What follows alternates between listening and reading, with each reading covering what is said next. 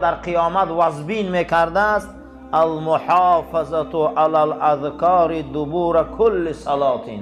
از قفای هر نماز ذکرها را کنه و دعا کنه که روز قیامت آباد میکرده. شب در مدینه منوره حضرت نشسته بودند،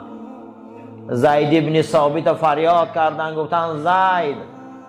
من گفتن یکی از آیه های مبارکه در سوره بقره نازل شد نویس. زید ابن ثابت میگه من قلم گرفتم جوهر گرفتم نوشتن سر کردم که حضرت خان که الله لا اله الا هو